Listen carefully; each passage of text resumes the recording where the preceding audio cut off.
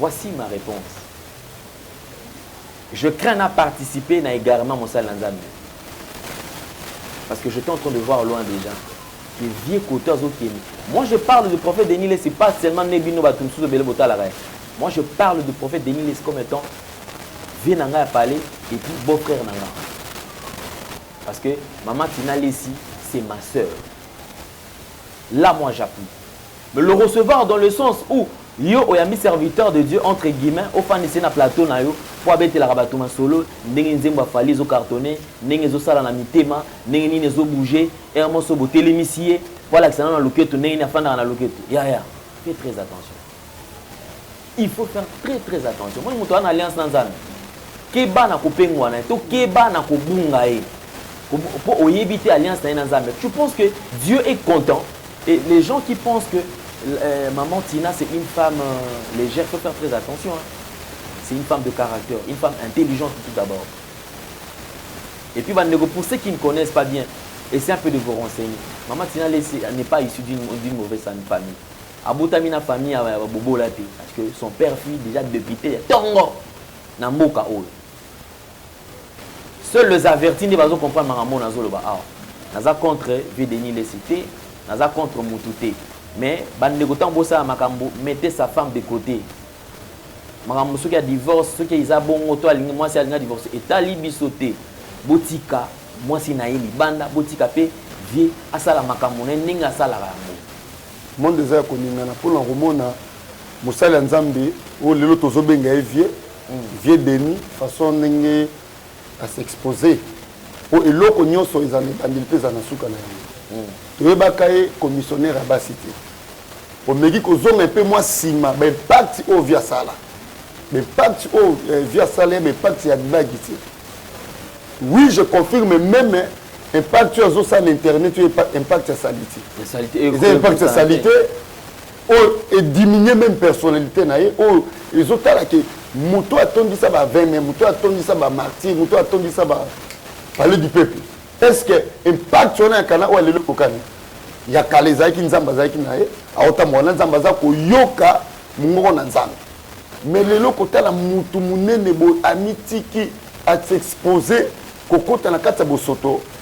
Ya makambo ya penyel ozo mona ke nzambe soki a lâché mutu ezaka ba signe oyo ilandaka mutu wana ndenge to mona vient na biso de nilesi façon makambo ya penyel et potier buzoba na suka na yango ozo mona ke ngai pona nga nakoki kolobele mabeti nakoki pe koloba eloko moko te pona mona ke nga na super mais eloko no senga na batu nyonso ba olanda émission na biso tosunga prophète Denis Lesi na ba prière fukama na ndaku chakata kombo na ye na ba prière au salaka ezala mieux po am wana pe mutu wana za serviteur ya nzambe instrument ya nzambe o nzamba za na besoin na ye Bible solo ba bien na 1 Jean chapitre 2 verset 15 n'aimez pas le monde ni les choses qui sont dans ce monde.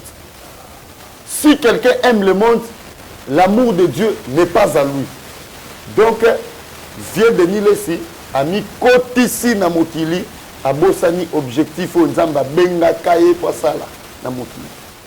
Maintenant à cause de ba comportement na ye bato ya bengaka po ba ye pa na nzambe ba le même bato wana ba komisu ko bima pa na nzambe ko zonga na mokili à cause ya ba erreur pour faire du Lesi asali tala le lopenye via moi no ko suka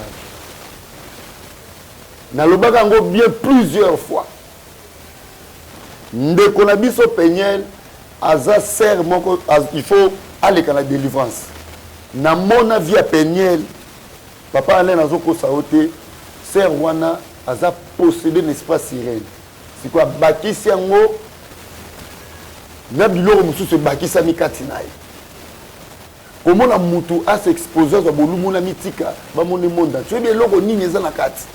Comment Moussala Nzambe okoma okomi na dimension même baba no bengo commissionnaire na bika Rolanda si na très bien non tindele pe lien tindele pe lien vienga na ebio na 1998 1999 l'an 2000 quand tu prêchais l'évangile sans mélange quand tu prêchais les gens la crainte de Dieu, la sanctification, quand tu prophétisais, au Tchesa Biso, Maï Nicolas TV, ton miracle, ton miracle.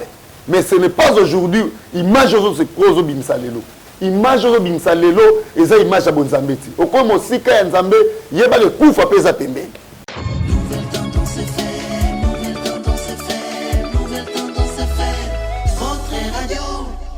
Cabinet de santé nationale puissante chez Dr Cathy Munga. Comme on a sœur Cathy Munga, nazali naturothérapeute, nazali kosunga bandeko bazali na bokono ndenge na ndenge au moyen de plantes naturelles. Bandeko bazana ba problème ya ba hémorroïdes interne tout comme externe, infection urinaire, prostate, azoospermique, obota ezalité, rhumatisme, nerf sciatique, gouttes, règles douloureuses, glaucome, vision floue, motupa si intense, sinusite, awa nazana kati ya laboratoire. Awa nde bisika na séchaka ba plante, banzete, ba makasa ya ndenge na ndenge, depo na nga yango yo esika na salaka ba formule na ba solution na nga. Merci na équipe mobimba ya maison chez Cathy, en particulier Joyce Bolala. Tozali bongo na commune ya Ngalima, quartier Kinsuka Pêcheur, avenue Maïndombe, numéro 99. Référence carrière Kari Grèce. Le Biko Nabino et Sengo Nabiso. Vérité et réalité, votre magazine qui vous informe, qui vous forme en même temps, qui vous propose un divertissement très modéré. Mesdames et messieurs, amoureux de la culture d'excellence, enfants de Dieu, shalom. Vous qui nous suivez à travers nos deux chaînes respectives, Nouvelle Tendance Télévision ainsi que Alain Délé Officiel TV, allez vous abonner rapidement, faites le maximum de partage, des commentaires positifs et cela nous fera énormément plaisir. Désormais, suivez-nous sur Nouvelle Tendance FM, votre radio qui vous informe avec un programme très costaud, bien garni. Mesdames et messieurs, vous qui avez toujours fait confiance à Nouvelle Tendance Télévision, nous tenons infiniment à vous remercier.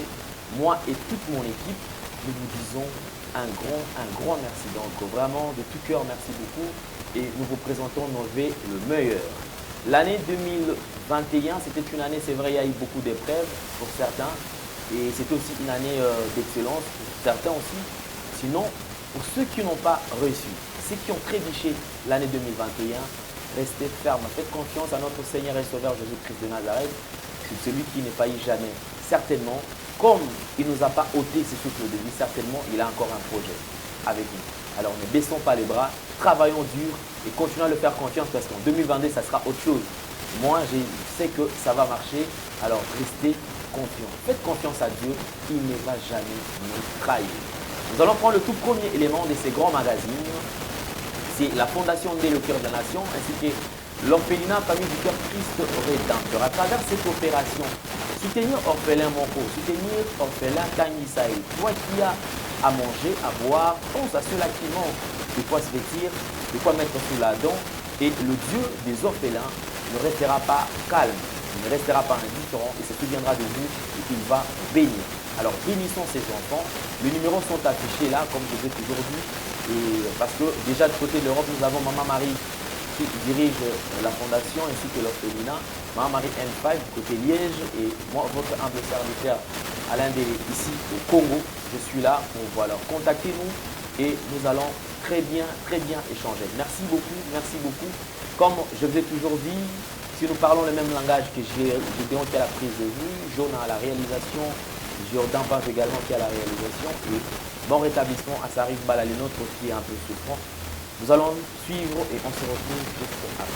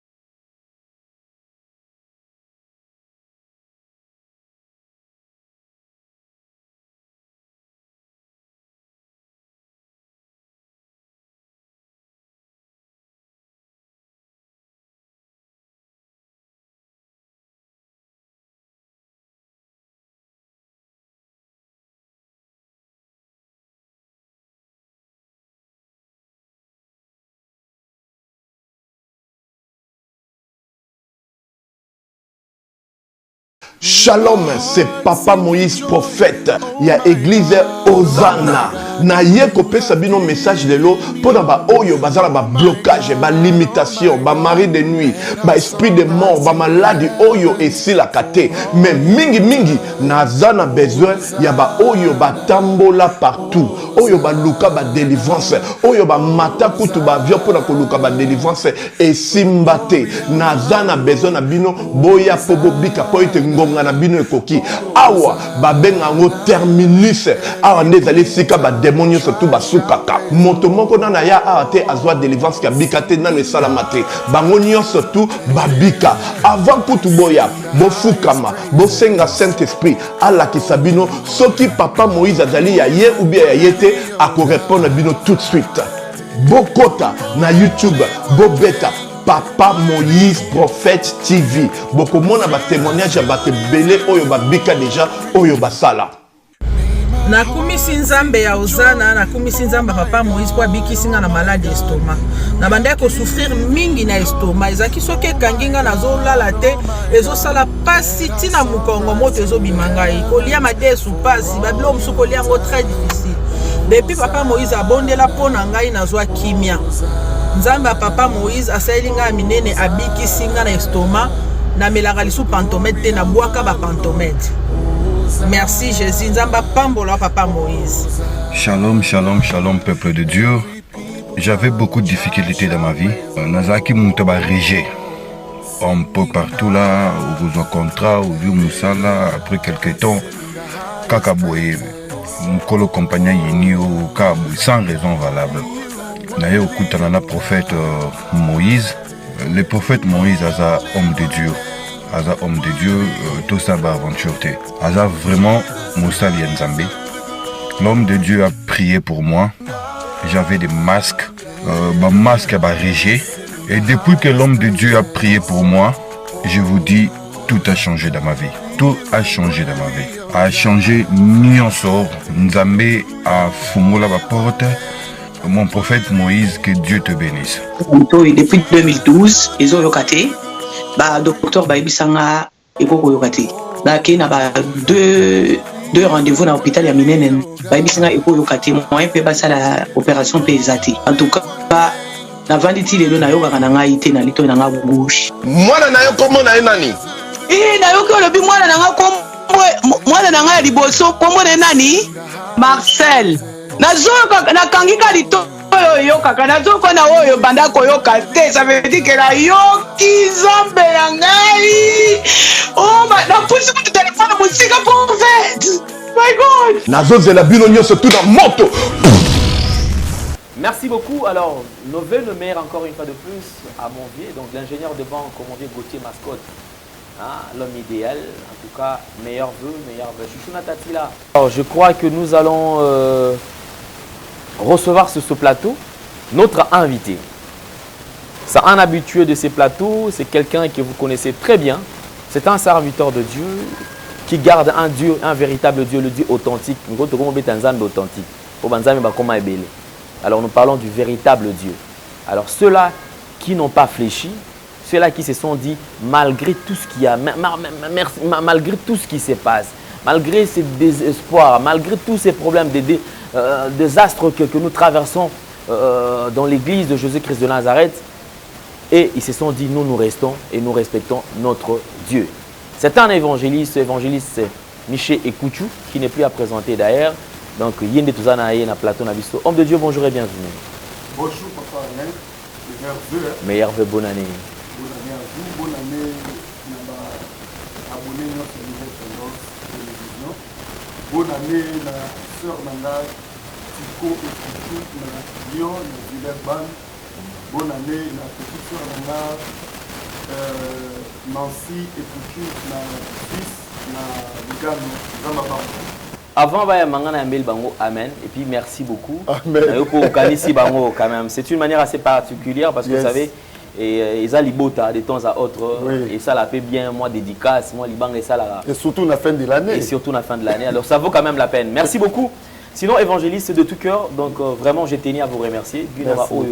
Bobundi, Bozala qui toujours wana, à un moment où Nouvelle Tendance Télévision était presque à terre, Oui, oui. où les gens se sont décidés que Nouvelle Tendance existera la société. Vous étiez là dans des prières, dans des moments vraiment intenses de prières, vous soutienez Kibiso et Nzambe Azongisi Biso. En tout cas, je ne pouvais pas passer. On a traversé à Noé les sans pour autant vous remercier. Merci beaucoup. Nzamba Pambolo Peyo Pe, Nape Nazo remercier yo. Grâce na yo, le monde entier. Il faut na vraiment une reconnaissance envers nous, l'absence de la présence de nous. Ceux qui les bande ko bakoye banga na États-Unis, na Belgique, partout na Chine, ils ont grâce na yo. C'est pas donné à tout le monde. Na motemo za na ko booster mosala nzambe oyo zo mona zo garder parole de Dieu katina. Nga ndé nazo remercier vraiment davantage. Merci beaucoup. Alors que je crois que c'est une façon aussi de reconnaître parce que vous savez. Et lorsqu'on ne connaît pas d'où on vient, alors c'est très difficile de connaître d'où on va. Alors il est très important, quand même, étant jeune bien sûr, mais nous leur devons du respect. Alors, donc, et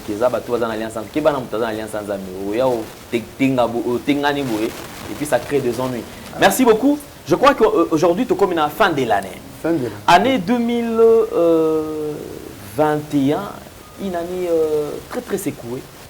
Oui, il est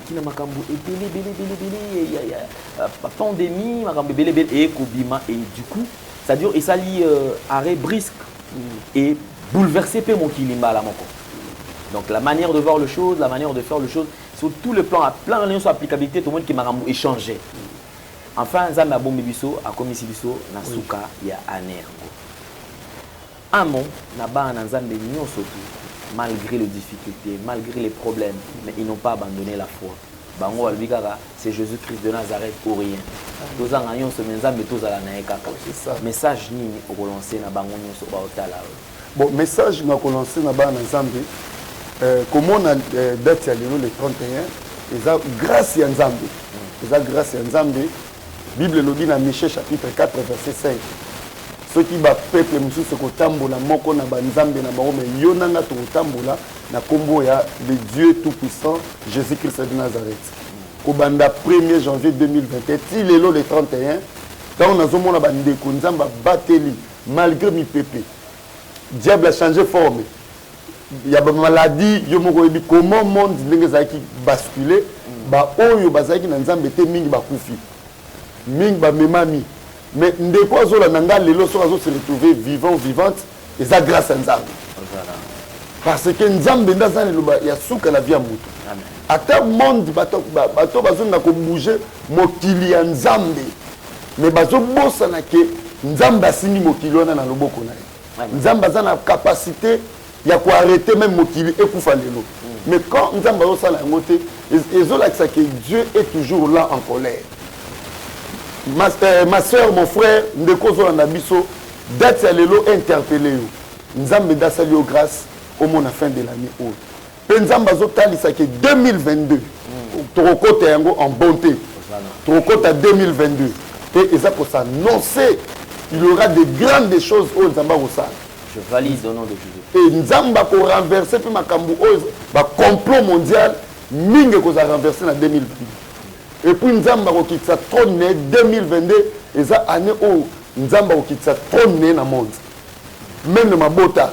Donc c'est le moment vraiment bien aimé to Rolanda biso na lo bawe ça numéro à suka 2021. Donc vous êtes bénis là où vous êtes. Nzambe nanga pambola bino Jésus-Christ de Nazareth a traversé bino 2022 na kimia, na bonté et na sécurité. Amen.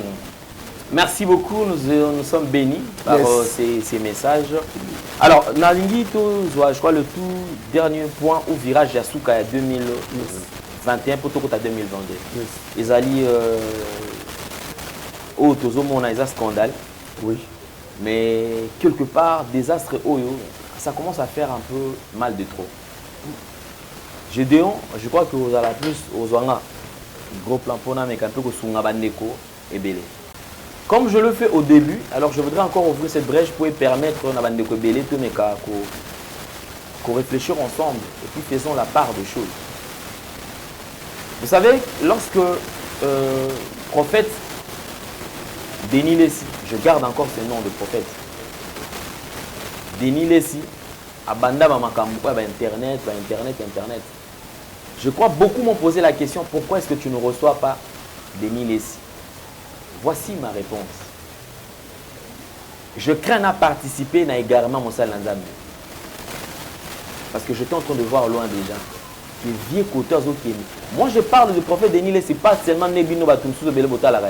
Moi je parle du prophète Denis Lessi comme étant vieux Nanga à parler et puis beau-frère Nanga. Parce que maman Tina Lessi, c'est ma soeur. Mais deux fois, Batumsu a bunga à moi trop. Et les gens pensent recevoir le prophète Denis Lessi, Yango Penza, et ça là qui est Ngana Yambara. Est-ce que Ngana Koufa, Toshen est à la Marati, est à la Marati. Mais je voudrais, s'il faut le recevoir dans le cadre, la casquette comme étant serviteur de Dieu. Vrai. Là, moi, j'appuie. Mais le recevoir dans le sens où yo a mis serviteur de Dieu entre guillemets au fan de na plateau na yo pour abete la rabatuma solo ndenge nzemba fali zo cartonné ndenge zo sala na mitema ndenge nini zo bouger et mo so botelé misier voilà que ça na loketo ndenge na fanda na loketo ya fais très attention. Il faut faire très attention. Moi moto en alliance na nzambe keba na kopengwa na to keba na kobunga e pour oyebite alliance na nzambe. Tu penses que Dieu est content pendant yo ozozwa bozu bien mosala nzambe bufandi ici na plateau pour commencer la campagne. C'est-à-dire avant de dépeupler sous quand il y a le royaume céleste, avant de dépeupler quand il y a diable. Parce que l'évangile, le message qu'il vous apporte, ça n'a rien, ça n'édifie en rien. Ça n'apporte rien et pas yaba en nzambe. Dénoncer, je ne suis pas contre. Je suis parfaitement d'accord que dénoncer ça m'a défait. Mais ce qui a tiré dans Angloana, je ne peux pas le condamner, non, qui est fan de la Kunati. Mais moi, je suis dans le sens où tu es comme un niveau qui est petit. Tiotia yaka. L'accent nous venons à Kubanan, Kangaka Makolo, Salaka Boui. Je ne sais pas, c'est grave. N'a fait ça conseil. N'a Kulutu. Batute Bandimangati. Vous savez, je suis journaliste de formation. Naïbit de quoi est-ce que je parle?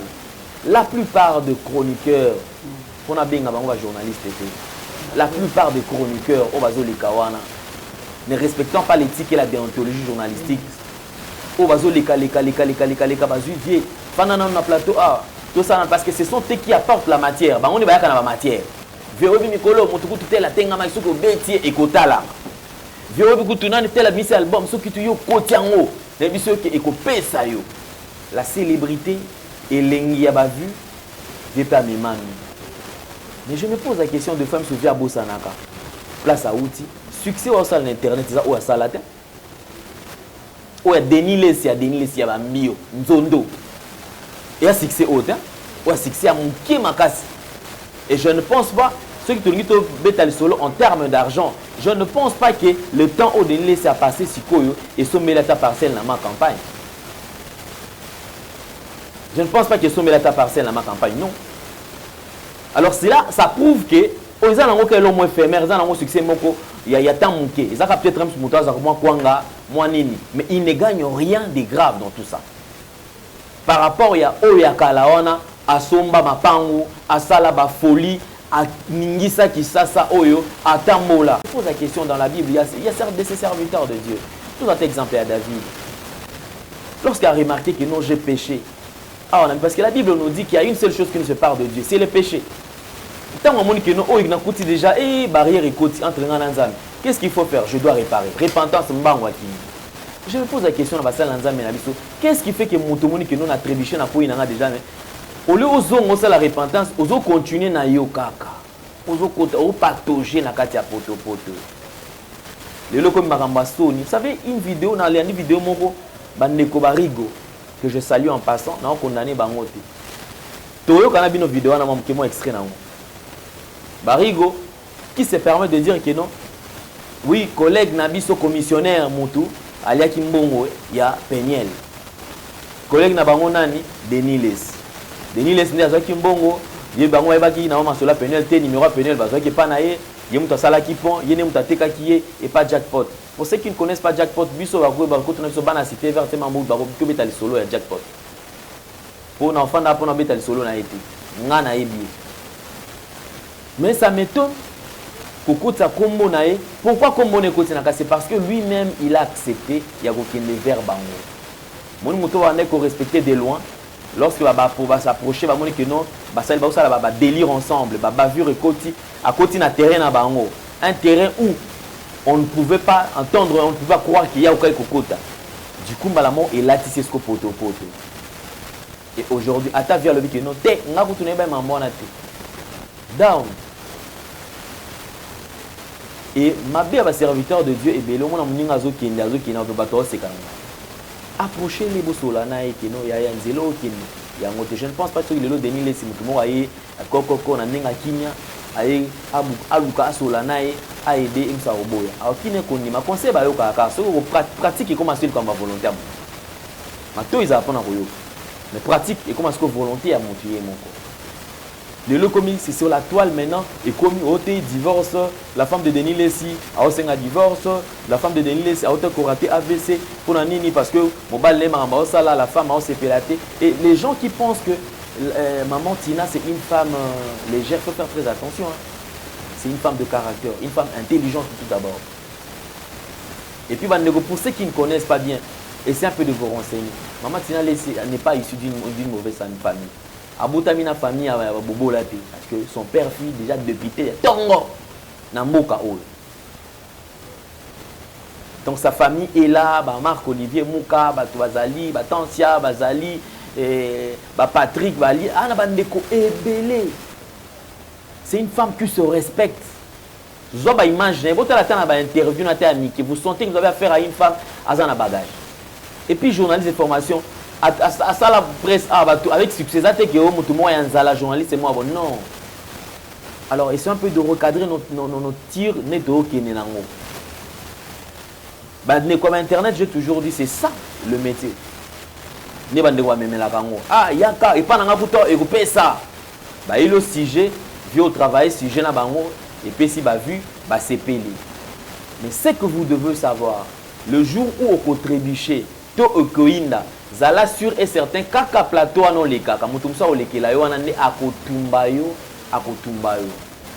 C'est comme ça la bandeko na biso. Je ne les attaque pas mais ngape nazana bango nazala kawana. Donc je connais ce qui se passe.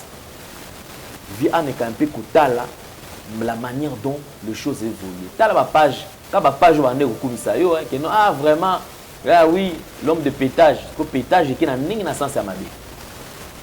Je préfère être au milieu du village, je préfère Nalobananga. Parce que même ceux qui vont égarement, ils ne veulent pas reconnaître que oh déjà les abonnés, on zamba sandier. On va rien, t'es nazananga kaka. Nazananga soko qui es-tu? Qui t'a établi juge? Né à Moka et comment? Nous devons faire très très attention. Aujourd'hui, Moutakala est moi si. Vous savez, nous devons faire très attention à parce que dans la spiritualité, ils ont toujours dit faites attention lorsque vous avez tendance à c'est qu'ils ont accédé à un niveau très élevé. On a besoin de ce que ça dit, c'est-à-dire attirance, il y a encore on a un attiré bateau, et puis bandeko dans la vidéo, faisons attention à mitakala ya bato.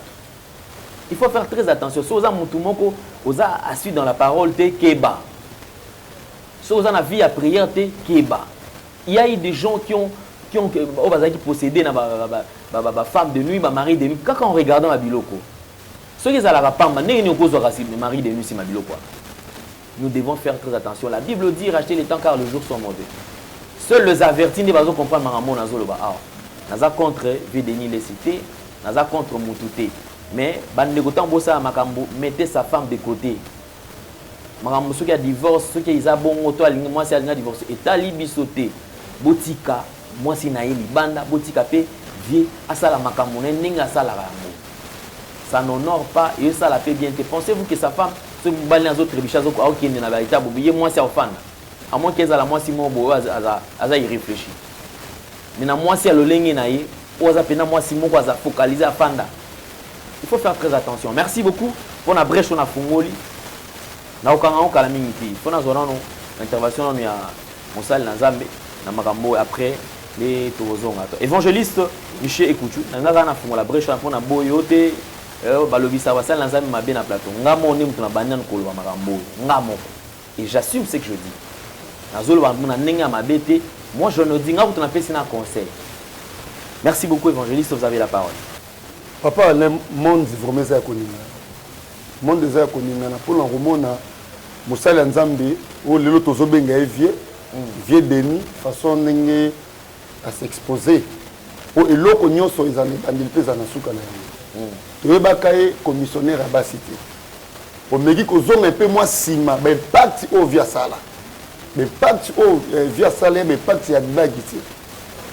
Oui, je confirme même impact sur l'internet, impact sur la salité. Impact sur la salité, et diminuer même personnalité. Ils ont dit que Moutou a tondi ça va 20, Moutou a tondi ça va martyr, Moutou a tondi ça va parler du peuple. N'a pas la prophète de Niles, en 1999, cher de poule Nanzoto, une émission au ciel ouvert, Raga TV, à 18h, une antenne à ciel ouvert. Vous sentez que Moutou a Zananzan. Mais ce n'est pas aujourd'hui. Est-ce que l'impact sur un canal ou le Kokani? Il y a Kaleza qui Nzamba Zaki Nae, à Otamwana Nzamba Zako Yoka Mungo Nanzan. Mais le côté la Moutou Mouné Nebo Amitiki a s'exposé Kokota na Kata Bosoto. Il y a Makambo ya Penyel, Ozo Mona qui Nzambe Soki a lâché Moutou et a ramassé. Oh, il a Mutu wana.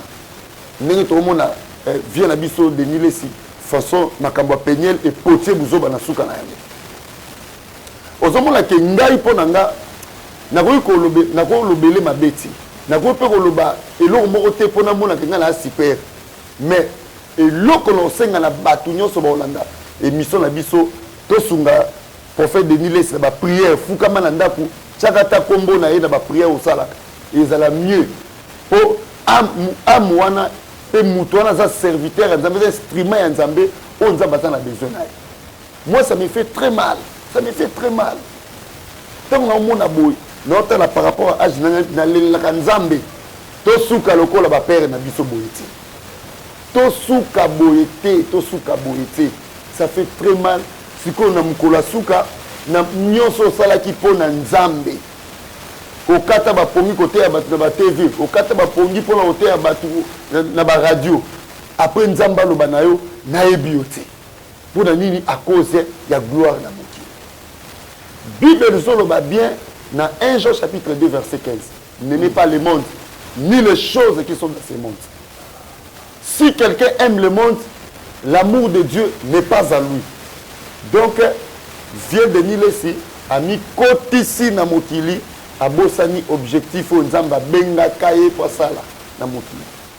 Maintenant à cause de ba comportement na ye bato ya bengaka po ba ye pa na nzambe ba le même bato wana ba komisu ko bima pa na nzambe ko zonga na mokili à cause ya ba erreur prophète de Nilesi asali tala le lopenye via moi no ko suka na lobaka ngo bien plusieurs fois.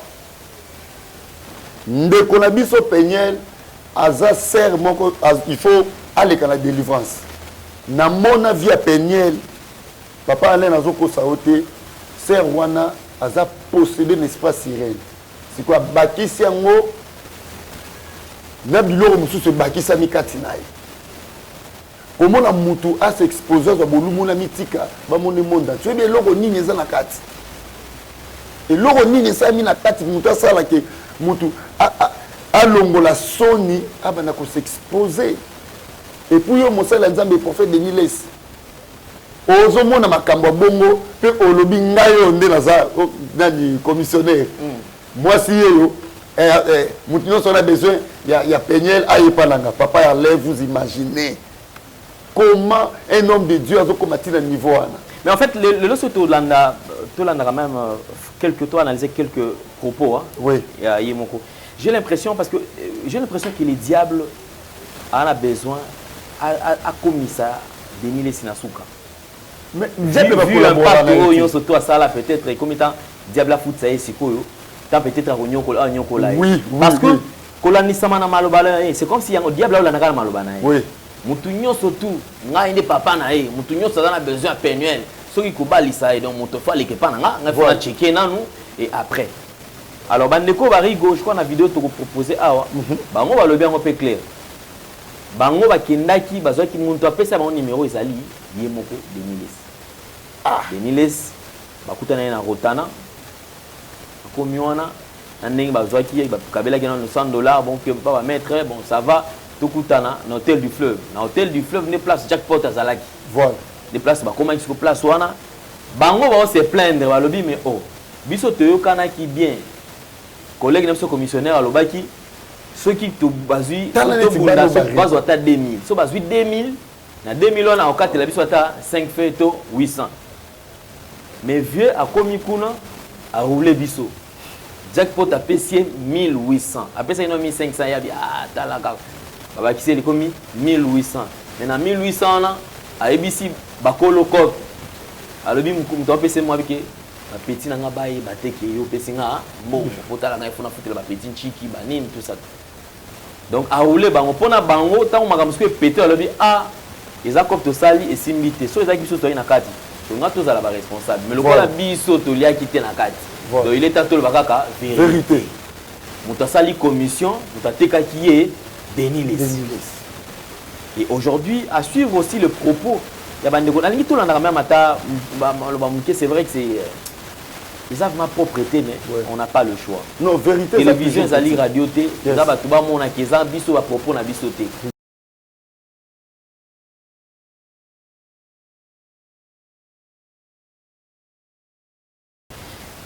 Tout à l'heure, j'ai l'impression que Diable Azo Landaraga, Papa Deniles Namalobanaï. Oui. Quand il sort quelque chose, parce qu'au début, tout le monde a quand même, c'est pas Bandai Koloba. Mais après, ça dit, c'est comme Magambo, Azoko Tazo continue à s'enfoncer dans Magambo. Akomo qui n'est pas répétition, ma musicien, Akomo qui n'est pas concert, Akomo qui n'est pas place, peut-être on savait qu'il y a encore qu'il était. Et lui, il nous amène une évangile à Golba que non. Moi, nous avons beaucoup de la hypocrite. Et donc, ça, on met la 20, mais là, on a eu. Ceux qui ont monté à Banani, ils disent ça qu'ils ont bon. C'est-à-dire que il est pour naïe hypocrisie zaki. Et les lois dans un bébé bâti na kati confusion na. Nganga de laisser ya zana hypocrite de so qui na boîte qui ndé boîte. Vidéo circula qui a tout ça qui awa ya pétage en place pour ton nom la mamba whisky na bango vanini tout ça. Il a expliqué ça de sa manière mais ça n'avait pas collé. Alors, na ba propos ba ndekoni bazolo ba boye. Oki kolwani ba. Ça fait très mal. Ça fait très mal, on ne peut pas collaborer avec les diables. Na souka nango a exposé. Il y a au moins un bateau bello qui souka na bango ezakanade. Nga d'abord yo ça n'a pas si na ba propos ya bande konde ba lobby comment Moussala Nzambe okoma okomi na dimension même baba no bengo commissionnaire na katia cop pour ko livrer moisi papa Alain yebisanga vraiment mutuloko la Deniles ndenge lelo Nzamba permettre tout le bela makambo eza pambate tozana besoin et tout d'abord peuple de Dieu hein balongwa na ignorance wana l'évangile oyo vient na biso Deniles ça y nango non ya sans hypocrisie tomi tout na pe ba question papa hein tomi tout na ba question est-ce que na ba année l'an 2000 ba année 99 il y a ça quand l'évangile wana na TV jamais surtout vite aux hommes c'est que na ba année o wana biso to yeba kai na ba 98 évangile o yazo lo bandelo est-ce que ça quand l'amour non ça montre que la personne a déjà garé à cause musique Nzambe donc ils ont fait ça passe ils ont senga réellement que soutenir vie Moussala Nzamba ko na courage pour que ndeko luke même si pas na ko la campagne c'est eza mabeti que ndes bosala par na po 2022 dans son monde et aux amabe makasi pona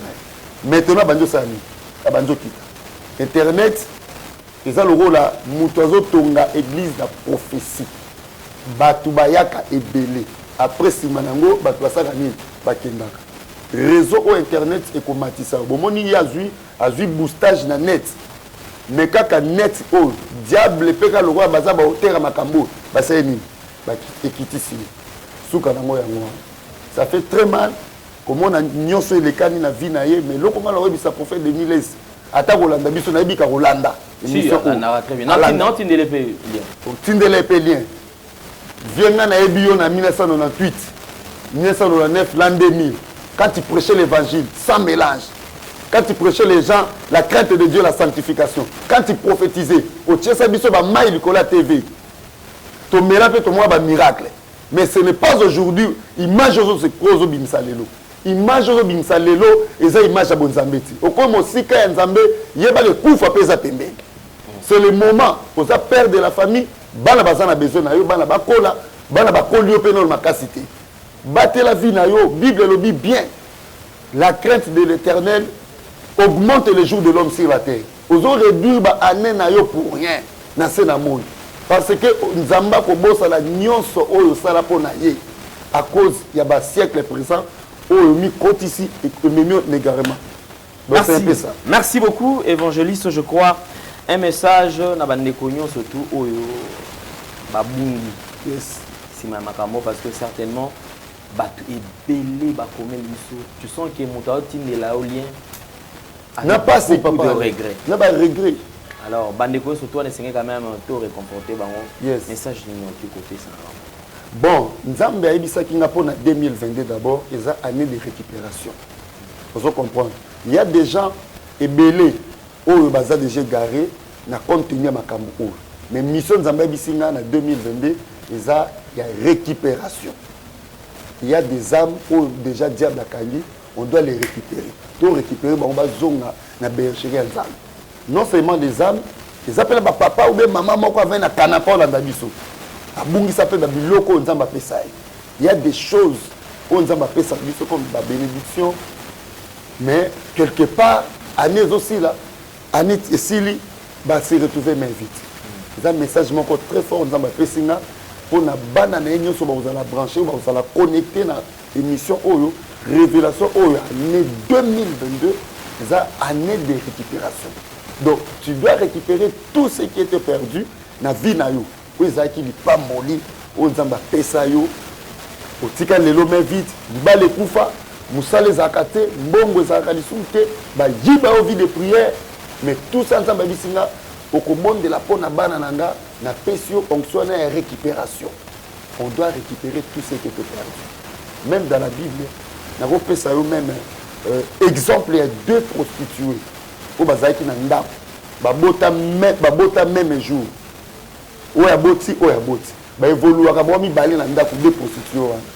Alors moko na ndenga kindoki na buto la leli mo na kufi atali muninga na lala ki pongia makasi a récupérer mo na muninga a pembe na ye. Alors tango etani histoire obotanga ngo bien na 1 Roi chapitre 3 verset 15 à 20. Tango etani ba mama ba no ba bota kasika bazaka fota la mwana ala musata la position mwana mais on a tellement moni mwana na yazala qui vivant mais on a tonga comme bemendengeni. Bible le dit la femme est là à tali mwana attentivement amoni keza mwana na yiti amoni mwana na ye pa muninga alinga zo ibendo ba tsaki pembe na zongisa mais muninga boy compréhension petit baké par roi Salomon nazoko simplifier mokaka baké par roi Salomon.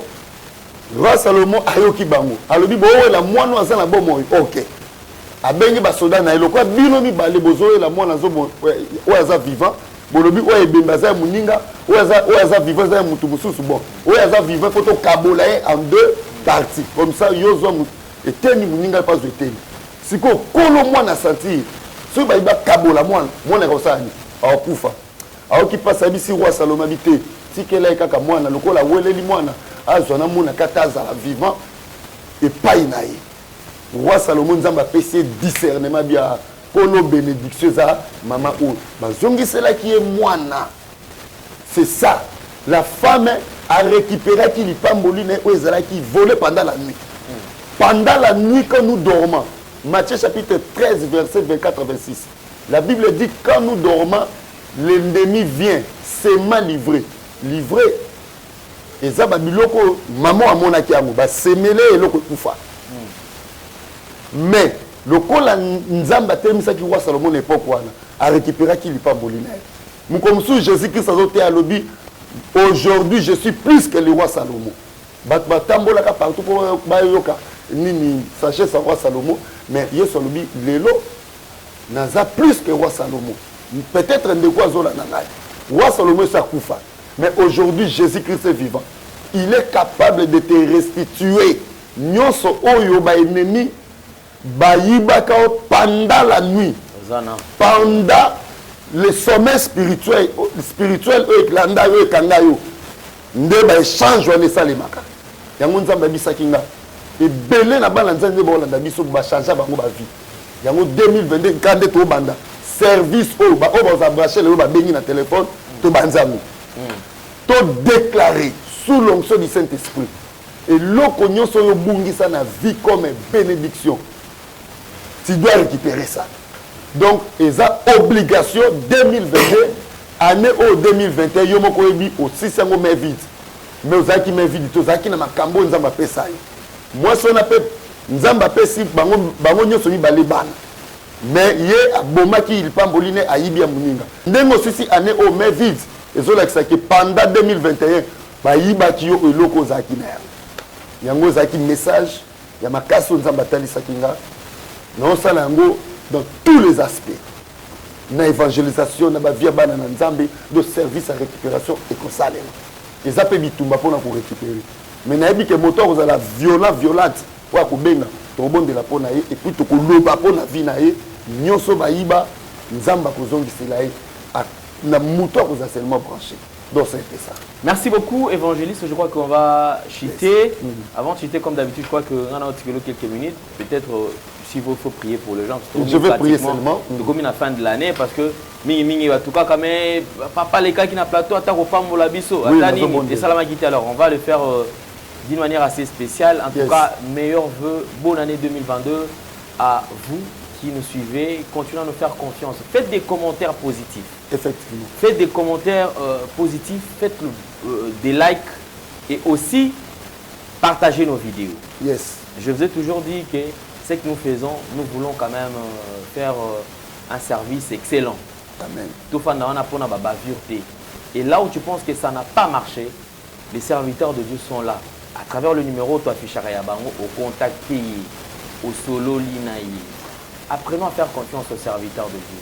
Si les autres ont abusé, il y a certains vrais ils sont doux, ils sont compréhensifs, ils peuvent vous aider. Au fan à la place parce que tu as été dessus par X ou Y, pas nani. Moi, Ezekiel, c'est mon petit frère, bien. Aza jeune frère nanga. Ye eza musalande ikabola biso. Nga nzela nazokende, na nzela yazokende biango te. Neti mikolo nazomona azo ba calcul ba chance, ba bonheur. Et mon peuple, en tout cas mon peuple périve de connaissances. Mais cherchons, écoutez, lisons quand même la parole de Dieu. Chance et bonheur. Il ne faut jamais aimer la facilité. Amen. Il ne faut jamais aimer la facilité. Amen. Tout ça, c'est parce qu'on veut la facilité. Amen. Toi-même, tu ne veux pas prier. Yes. Le sacerdoce, les gens ont soutenu que nous, il faut aucun ceux qui n'ont pas. Mon nzambe kaka ba la kisayo wana. Yo moko soki onlimie na motema. Yes. Ozo banga ye. Ofan yaya oyo ko déclarer ekosimba. Amen. Yes.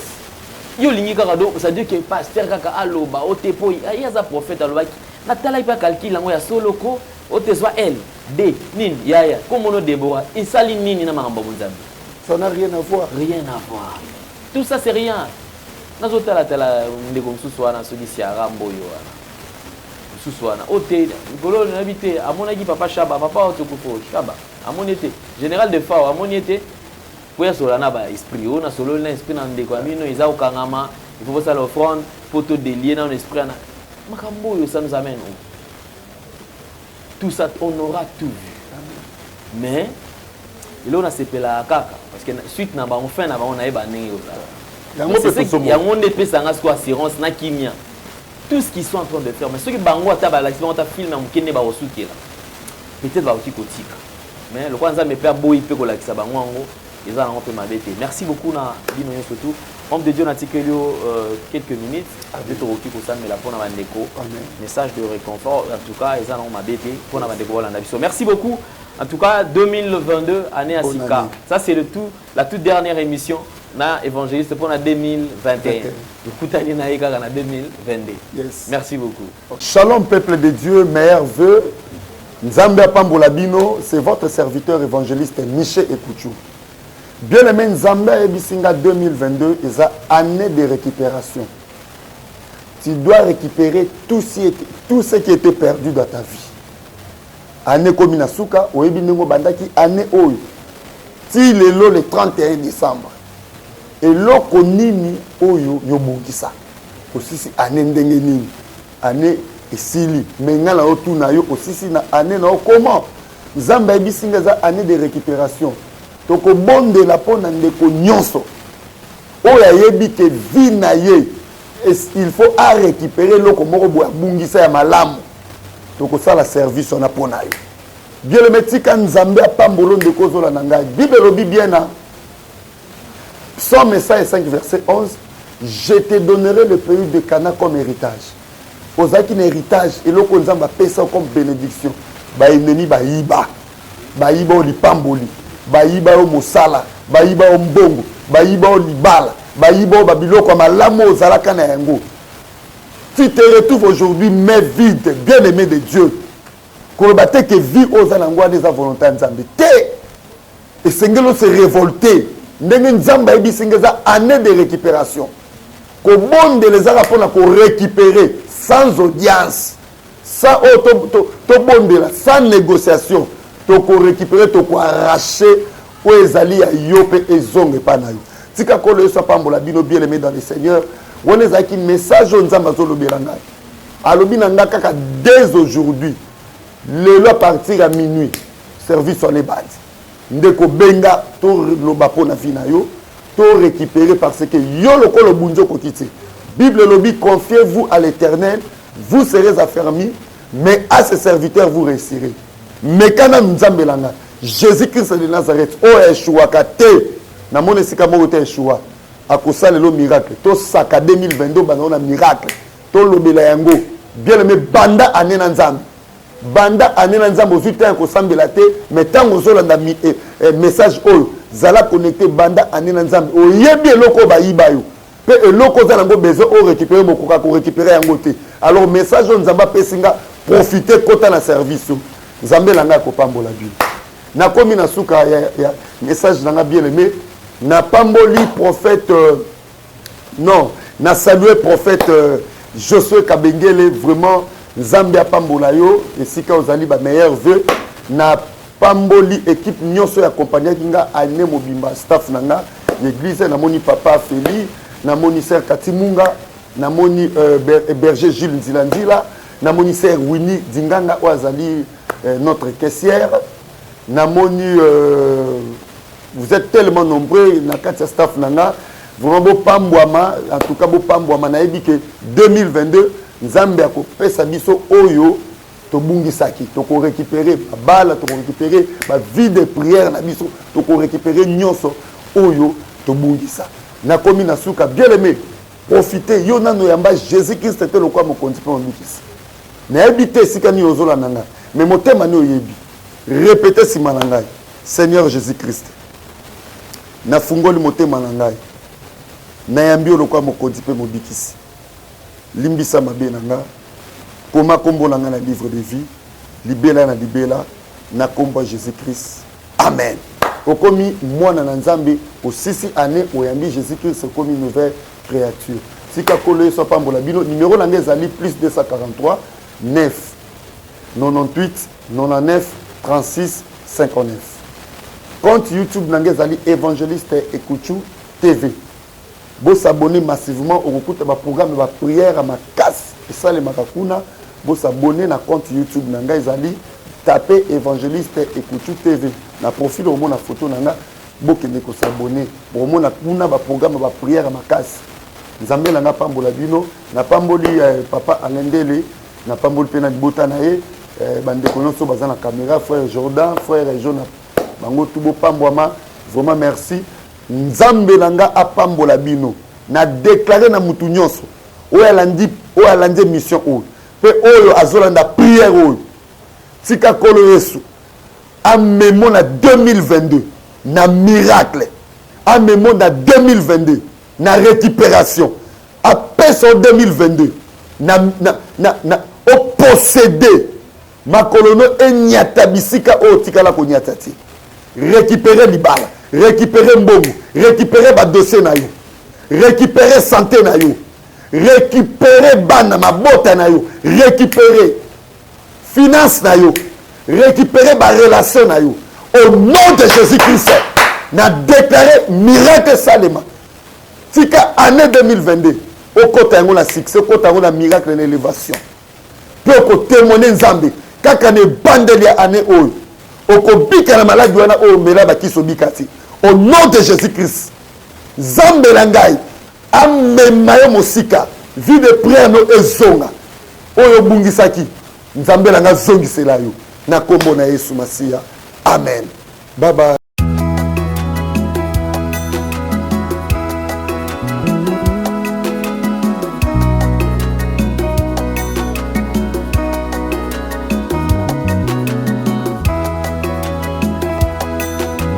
Yesu nangai, olobaki na baye kolibayo. Bozala na kimia, pe na bolingo ya Nzambe. Nakei na kozonga, kozwa baye bandi melingai. Bona bikisa bino, na babasi peliwa.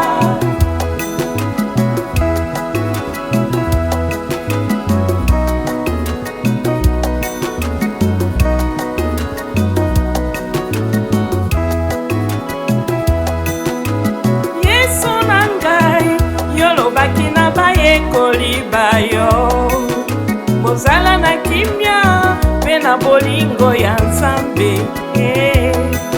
Nakei na kozonga, kozwa baye bandi melingai.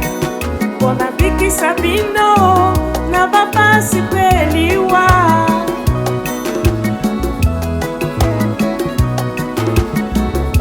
Moyenge beni tata Nzambe, na kombo na Yesu Masia, ye mwana na yo ya likinda, tosanjoli kombo na yo kasi otindaki Yesu Masia, kwete asikola